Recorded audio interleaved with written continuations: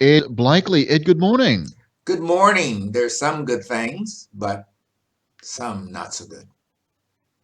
It was meant to be the start of a conquering comeback for Trump, but Tulsa, Trump's comeback rally, was an embarrassing failure for the campaign.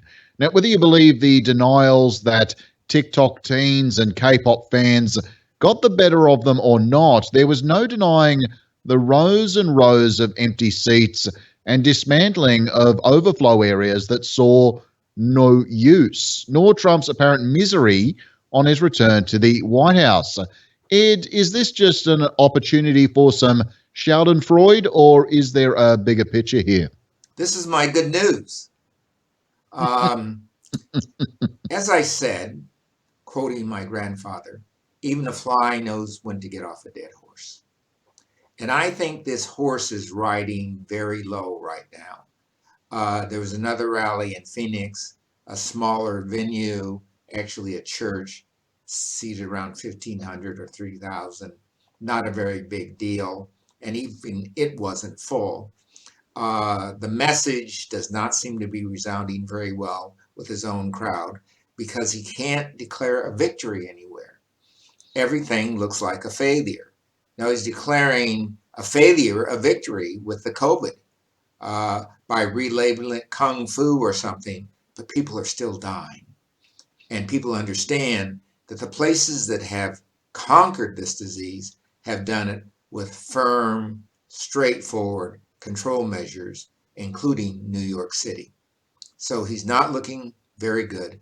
He's dropped at least 2 points in the Fox poll. That's his poll. So things aren't looking good for the Trump as he stumps. Trump still does define this race, though. I mean, to me, he seems to be enjoying all the advantages that come with being an incumbent president. And I haven't seen Biden necessarily cutting through. All he seems to be doing is he's in the background kind of wagging his finger at Trump as Trump keeps messing up thing after thing. How do you feel the Biden campaign is presenting him at the moment? Right now, Joe Biden is doing as little damage to Joe Biden as he can. He's holding out the promise of a good vice president. He's holding out the promise of a bureaucracy that works. And he's keeping his profile low enough so when he comes out of the gates, I hope, he'll come out of the gates really swinging. And that's at a time when COVID is either under control or when he can do that and do his own whistle stops with a guy named Obama or a woman named Obama by his side. So if you go too quickly at Trump, you give him all the points he needs to come back at you. So I hope Joe is not slow, but smart. Just while we're on the topic, though, why still no news of a running mate for Biden? That's the only thing he has. The platform is really already out there. It's being made by Black Lives Matter. It's being made by the healthcare crisis. It's being made by the foreign policy debacles. So going on and on about them doesn't make a whole lot of sense. What does make sense is for him to show he's planted himself with the suburbanites. And that means he has to get a suburbanite choice who will go down well. It looks at this moment like this is Harris, not my favorite candidate. She was in the presidential race, as you'll recall, and she stood toe to toe with Joe Biden. No one is saying she's a lightweight or inexperienced or not competent. You might not like her style, but you sure know she has the energy to be a president. She has the know how to do it, and she has the fortitude to do it. Unfortunately, for those of us who are Black Americans, she is not one of us any more than Obama was. Her father was from the West Indies, and her mother was from India, the subcontinent. She was born in the United States, but grew up most of her life in Canada. So that's going to be thrown at her. And some blacks will say, we wanted somebody like Stacey Abrams. William Barr, his latest was this situation This involving. Barr.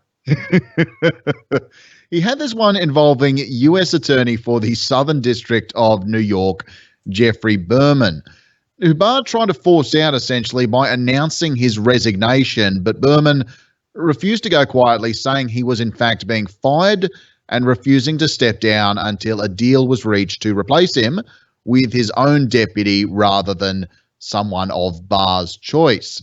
The why of this situation is unclear, but as we know, Barr is basically Trump's mob lawyer at this point, putting the Justice Department behind Trump. Former U.S. Attorney Barbara McQuade has said, "What can be done about William Barr? I really think the only thing that can be done is impeachment." Thoughts, Ed? Yes, I agree with that. He's impeachable. What Barr is doing is running a calculated risk right now. He's trying to do as many things as he can for the president to keep the president out of jail when he leaves office. That's what the New York thing's about.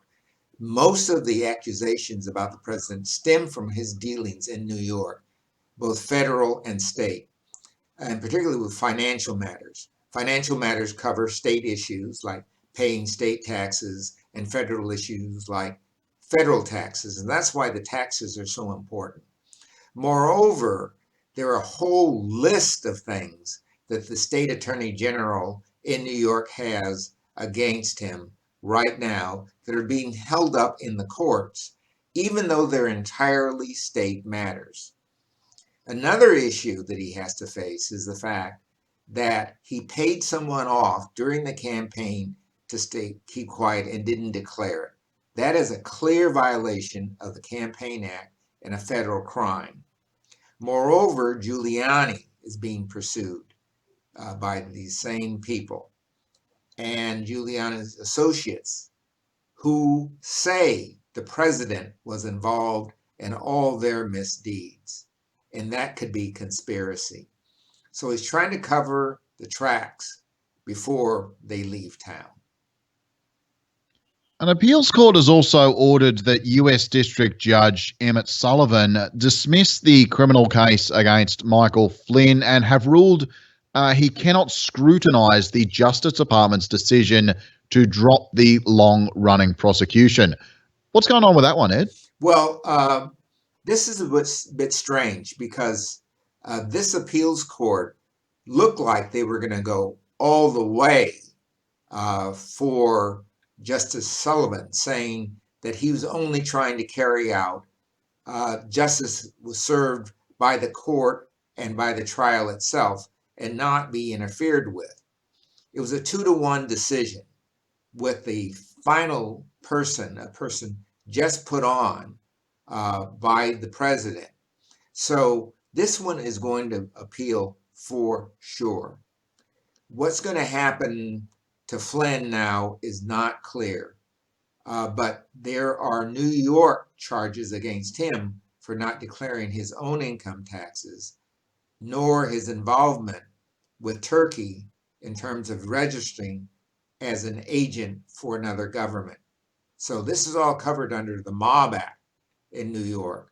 So he's not out of the woods yet. Yeah, that one is still developing as we speak right now. But while we're on this topic as well, Roger Stone. We haven't had talked about him in a while, but one of the prosecutors of the Stone case has said this week the highest levels of the Department of Justice pressured officials to cut Stone a break. Stone was meant to begin his 3-year sentence next week on June 30th, but his lawyers have made a motion to delay, citing COVID-19 concerns. Any thoughts? Well, he's probably more of a danger to COVID-19 than COVID is to him. He is a very dangerous and silly man. On the other hand, he is so silly as almost not to be worthy of prosecution. The longer he's associated with Trump, the better. I don't know what's going to happen here. He's assuming if the worst comes to worst, Trump will give him a pardon. And I think that's the case. They are very close mates. And if it looks to Trump like he's going to lose the election, he's going to give that pardon, and to Flynn as well, and hope that he can leave a day early and have his vice president issue him a pardon. Mm. And on COVID-19, I mean, what do we call this at the moment? Resurgence, second wave, or first? There's been a spike in cases, but as you've said, Ed, this virus had yet to work its way into some of these states. And regardless of that, these shutdowns never really operated on a really solid logic of shutting down the first wave to begin with. We're up to 124,000 deaths and innumerable cases. At this stage, is this whole thing just going to be allowed to run its course with no more real response? I think this is the Spanish flu. It is going to run its course. It's going to do enormous damage to the national social and physical infrastructure. It is a very dangerous disease. We don't even know if this is not a new version of COVID. It incubates for so long, we could have another wave of this disease, as the Koreans are finding, in a slightly different pattern. So this may be the second pattern that's hitting. No one really knows unless they've cleaned out the entire system. The reason Australia and New Zealand are doing so well, along with Vietnam, is total closing of the borders. So no one coming in has the disease, and then if it plays out with who's there. The U.S. borders are not sealed. So there are people coming in from Latin America and other places bringing the disease with them. So this is just a transfer. The UK's in the same position. UK has not closed its borders. The thing that really is clear for the countries that have done well is border closing. Indeed, you've got the European Union right now reopening some borders, but rather wisely, it would seem, keeping them closed to the United States. That's right. Interesting. It started there, and now they're closing to the United States. And Trump has signed an executive order extending a pause on at least some green cards and suspending other visas for foreign workers until the end of 2020. This affects tech workers, seasonal workers outside the agricultural sector, and some others. The White House claims this will free up jobs for Americans looking for work due to COVID-19. But what's your take on this one, Ed?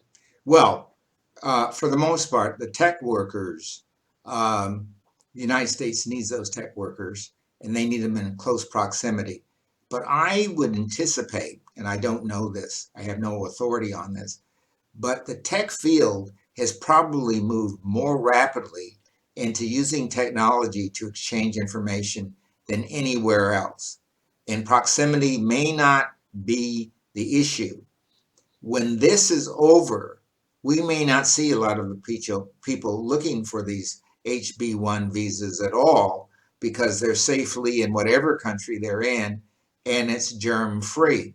And if you're a tech worker, you look for a better place, not a worse place. So the United States is not going to be the place these tech workers are looking for. Farm workers are in a very difficult position from the Caribbean, because there's no work there. So they have to put their lives in danger to take work in the United States. So who knows what's going to happen there? I think a lot of the farm workers are going to say, no, I'm not coming. And maybe some Americans learn how to work with their hands. And Black Lives Matter protests are still ongoing, although we've seen a great deal less coverage. Democrats and Republicans are at odds over police reform, with a Republican bill blocked in the Senate by Democrats who called the bill irreparably flawed.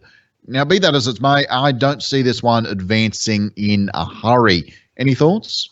Well, there's one bill that was advancing, this was the lynching bill, that really outlawed anything that came close to a chokehold or anything that really endangered a person's life. And all the deaths that are happening in prisons in the United States, so-called suicides, much like Australia. Prisons are places where people want to commit suicide these days because they're really run by the inmates. And they're very difficult, flawed, and awful places.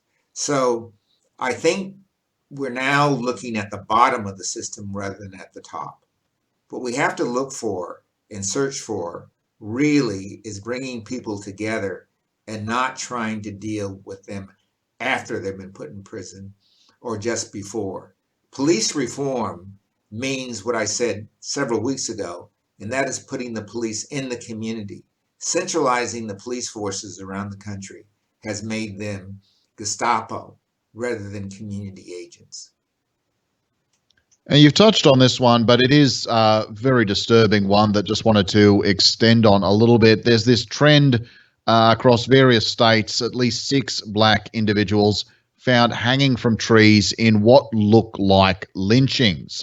Now, authorities say that all of these deaths appear to be suicides with no signs of foul play, but some families and a lot of activists aren't buying it. And even if these are self inflicted, they certainly seem to be intended to make a very dark statement. Similar, you might say, to the self immolating monks during the Buddhist crisis in South Vietnam.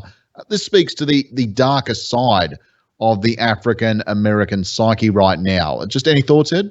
Well, I just gave some, but I think the other issue is the people being hanged out in the open. Usually, the people who do that want an audience, and these have been audienceless. So it's very difficult to figure out what's going on here, but it is adding additional drama and trauma to the American social psyche, as the president is, by labeling people who are demonstrating against the evilness of racism as thugs and hoodlums. The United States isn't going to get over that soon. Every time people of different colors encounter one another, there's going to be either fear, anger, or surprise. It's going to take a long time to get over this. All lives matter. And when people realize that and deal with that, then everything will be okay. We got good news, we got bad news. We will be back again next week to discuss all the latest. Well, let's hope we have some new news by next week. Thanks, mate.